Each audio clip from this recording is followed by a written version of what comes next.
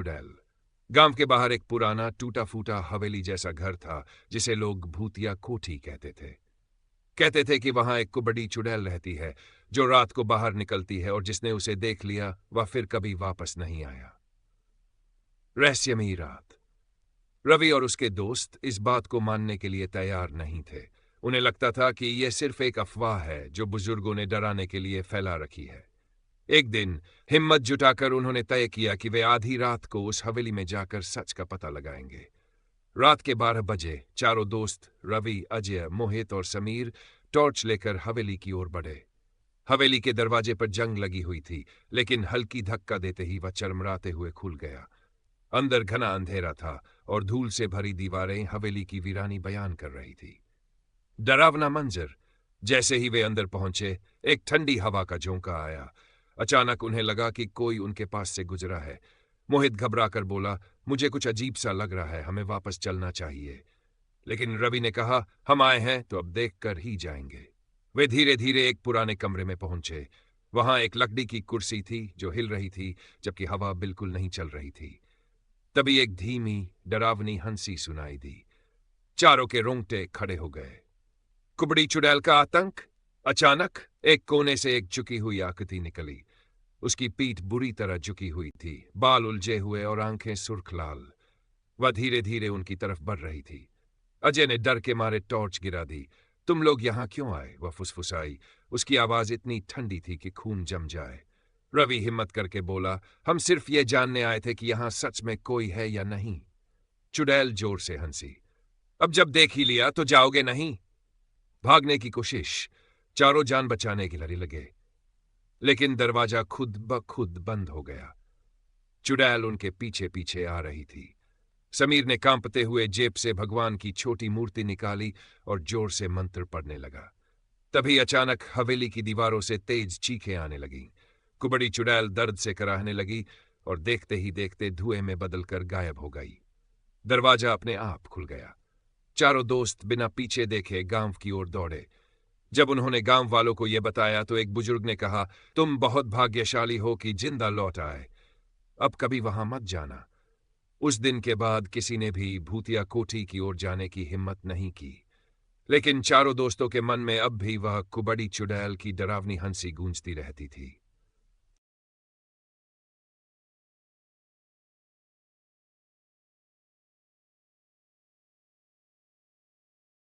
कहते थे कि वहां जो भी गया।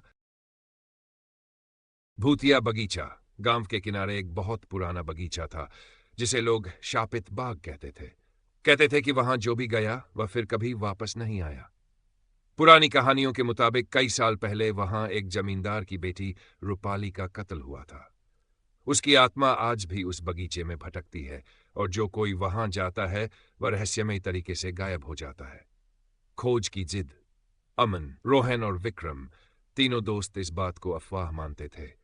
वे एडवेंचर के शौकीन थे और रहस्यमयी जगहों की सच्चाई जानने में दिलचस्पी रखते थे। एक दिन उन्होंने फैसला किया कि वे आधी रात को उस बगीचे में जाकर सब सच पता लगाएंगे। गांव वालों ने बहुत मना किया, लेकिन वे नहीं माने। भूत प्रेत कुछ नहीं होते, ये सिर्फ डर फैलाने की बातें हैं, अमन ने कहा। अगले दिन आधी रात को तीनों दोस्त टॉर्च और कैमरा लेकर बगीचे की ओर बढ़े। बगीचे के चारों ओर बड़े बड़े पुराने पेड़ थे जिनकी टेढ़ी मेढ़ी शाखाएं किसी डरावने हाथ की तरह दिख रही थीं। हवा बिल्कुल शांत थी, लेकिन पेड़ों की पत्तियां अजीब तरह से सरसराने लगीं।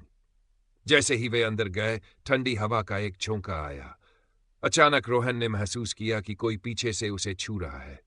वह घबराकर मुड़ा, लेकिन वहां कोई नहीं था। ये सब तुम्हारा भ्रम है, अमन ने कहा, लेकिन उसकी खुद की आवाज कांप रही थी। भूत का साया। बगीचे के बीचों बीच एक पुराना कुआं था। विक्रम ने मजाक में उसमें एक पत्थर फेंका, लेकिन जैसे ही पत्थर अंदर गिरा, एक तेज चीख सुनाई दी। सभी दोस्त घबरा गए। ये आवाज कहां से आई? रोहन ने कांपते हुए पूछा। अचानक टॉर्च की रोशनी में उन्होंने एक सफेद साया देखा।